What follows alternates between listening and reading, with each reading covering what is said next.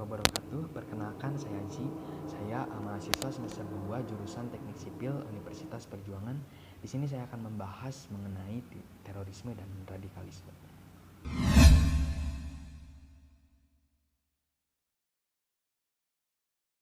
Merujuk pada Undang-Undang Nomor 5 Tahun 2018 tentang Pemberantasan Tindak Pidana Terorisme, bahwa tindak pidana terorisme merupakan kejahatan yang serius yang membahayakan ideologi negara, keamanan negara, kedaulatan negara, nilai kemanusiaan, dan berbagai aspek kehidupan bermasyarakat, berbangsa dan bernegara serta lintas negara, terorganisir dan mempunyai jaringan luas serta memiliki tujuan tertentu, sehingga pemberantasannya perlu dilakukan secara khusus, terencana, terarah, terpadu, dan berkesinambungan.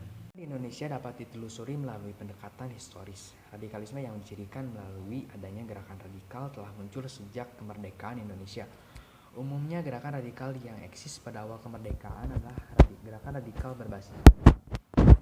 Gerakan yang dimaksud adalah Darul Islam atau Tentara Islam Indonesia atau yang lazim disingkat sebagai DITII, serta Negara Islam Indonesia atau NII yang muncul pada dekade 1990-an. Munculnya gerakan radikal berbasis paham keagamaan tersebut dimotivasi oleh visi untuk menjadikan syariat Islam sebagai dasar negara Indonesia.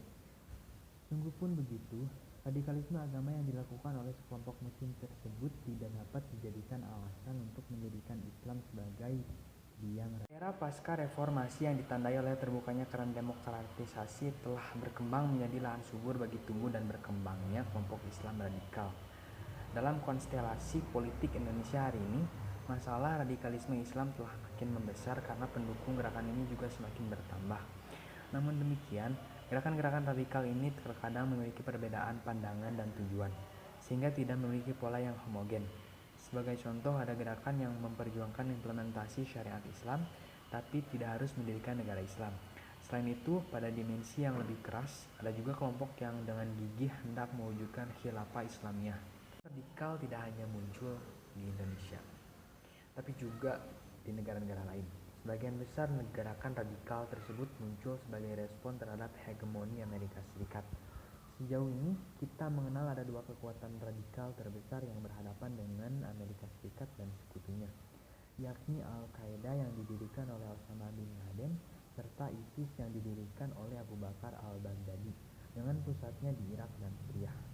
Yang patut dicermati dari eksistensi kedua gerakan radikal terbesar adalah mereka tidak berdiri sendiri, melainkan bersifat transnasional. Masih lekat dalam ingatan kita bagaimana ISIS pada awal pembentukannya menyerukan kepada jihadis di seluruh dunia untuk datang dan berjuang bersama-sama ISIS di Irak dan Suriah. Isu krusial yang dihadapi oleh Indonesia di awal tahun 2020 terkait radikalisme adalah rencana kepulangan WNI ex-ISIS ke Indonesia.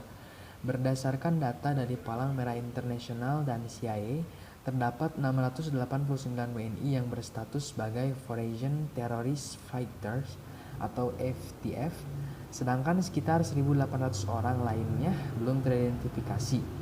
Tentu saja keinginan para WNI tersebut menimbulkan dilema bagi pemerintah dan masyarakat Indonesia.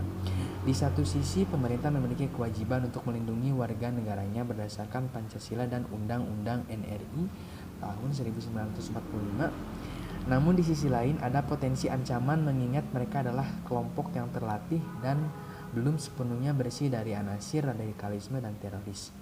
Inilah yang berujung pada penolakan resmi pemerintah terhadap keinginan kembali mereka ke tanah air. Bagaimana menanggulangi paham radikal secara optimal guna mewujudkan ketertiban masyarakat?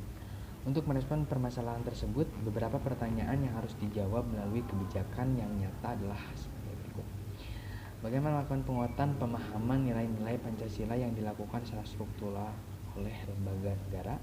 Bagaimana melakukan penguatan literasi digital di masyarakat? Serta bagaimana mewujudkan keadilan sosial bagi seluruh rakyat Indonesia sebagai upaya komprehensif dalam memutuskan akar permasalahan radikalisme di Indonesia.